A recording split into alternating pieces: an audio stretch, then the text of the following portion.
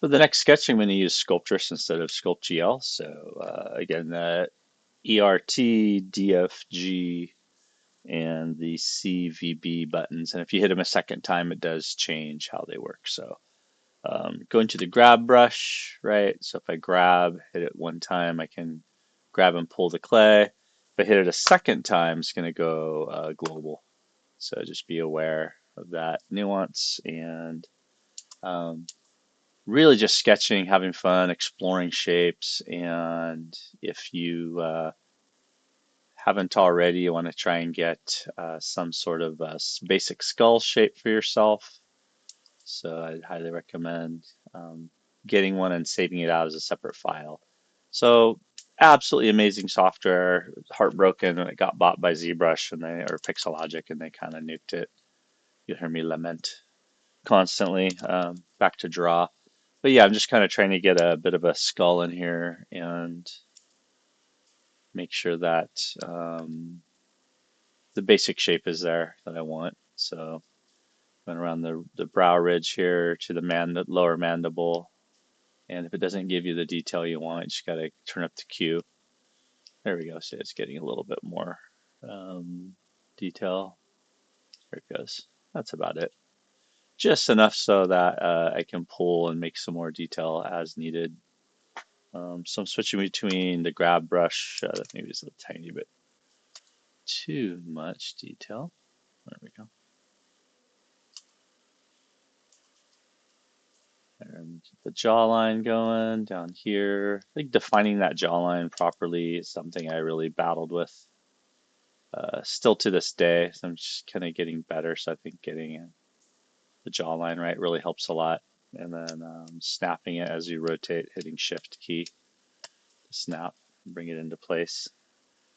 So I think out here, like there's that middle part of the jaw where it kind of comes out, the mandible goes up, and then there's the back part of the jaw bone down here that goes out. And both of those I can kind of push up underneath, not have that throat yet in the way of the skull. Go back to my draw brush. And so just do a skull, right? Try and get a skull. I have a skull in front of me, like a little replica. Of course, that's kind of cheaty. So and then once I get the skull kind of set in place here, I can save it out as a separate file and kind of just go from there. So the eye socket should be almost dead center. It kind of droops down to the outside here. A lot of people miss that shape right there. To the side, grab. It really goes back. Got to watch that flow, that draft angle, the curve, but the outside of the eye socket should be coming back quite significantly compared to the inside. So you want to bring that back as much as you can, and then push in the sides here. Hold down Shift, smooth it out a little as you go. Make sure it doesn't get too lumpy on you. There we go. Yeah, looks all right. Back to my draw brush, bring out the bridge of the nose and the front mandible, lower mandible. Push in the cheekbone here. And I'm not going to do a full skull. I'm just trying to get like a little bit of a base going to help me get a quicker start. So I'm going to fill in a lot of that flesh and bone that I might want. Go back to bigger one. My grab brush. Oh yeah, it's a per brush size. That's right. You gotta kind of be careful as you're doing that. There we go. And yeah, I think that's all right. A little pointier down here underneath. There we go. And then I go to my crease brush. That's usually where I'm really able to define where I want the teeth to be, the separation. And it's usually that little skull grin at the end where the molars kind of pop up here at the back. So I'll go a little bit smaller with that. And as you go smaller, it will, it's pretty nice in the way it tessellates.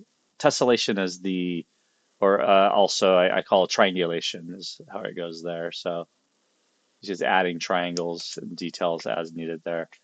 And then I can grab, maybe bring that back in. That might be too far. Now the flesh is going to cover all of that right there, right? So I got to be conscious of that. Go back to my draw brush and maybe just along the side out here, maybe fill in a bit of that bone out here to the cheekbone. I also found that it helps to have that cheekbone kind of coming out right here above the where the separation of the upper lower teeth are going to be. And then from the top down view, kind of look at that. And or let's do the side view first, actually. Do the grab brush again.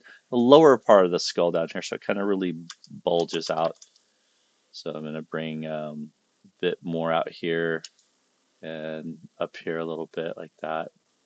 Get that egg shape from the top view right here. It should have a little bit more of an egg shape. So even maybe a little bit more narrow up here than you might think.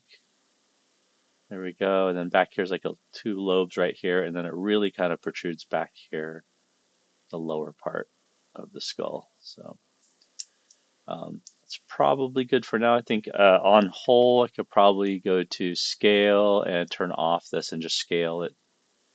Whoops, do it globally. So hit scale again and go in just a little bit there. I think there we go. Yeah, and I grabbed too much there, so I go back to my grab brush and a little heavy-handed there. There we go.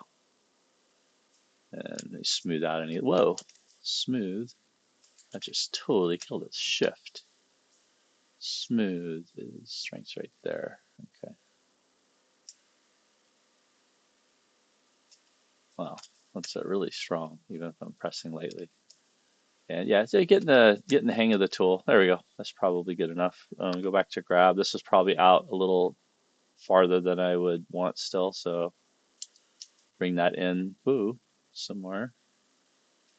And I think that's good enough for now. I think going away from the skull and just having a little bit more of a basic fill in using the draw brush, so filling in the eye sockets with some flesh here, bringing out a little nose, nostrils right here, and using shift, smoothing it out a little bit across the front here a bit more in front of the chin.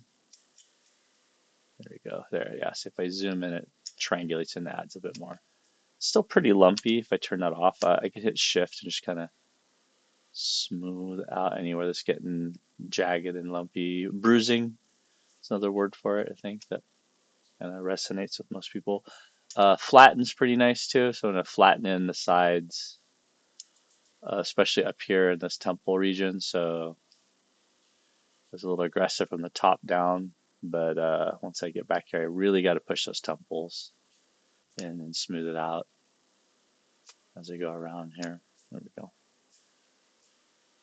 Cool. Back to draw, kind of fleshy region.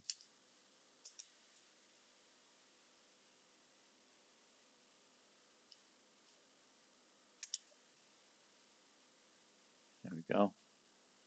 Smooth it out. And definitely want to fill in some of this area, cheekbone, across where we started to define some of that. And I can also use the reduce brush. There's a reduce brush here. So if I accidentally put too much triangulation, I can just brush that out. So really controlling, this is just an amazing tool. Go. All right, so that's that could be one sculpt. I'll maybe smooth this out here even a little bit more.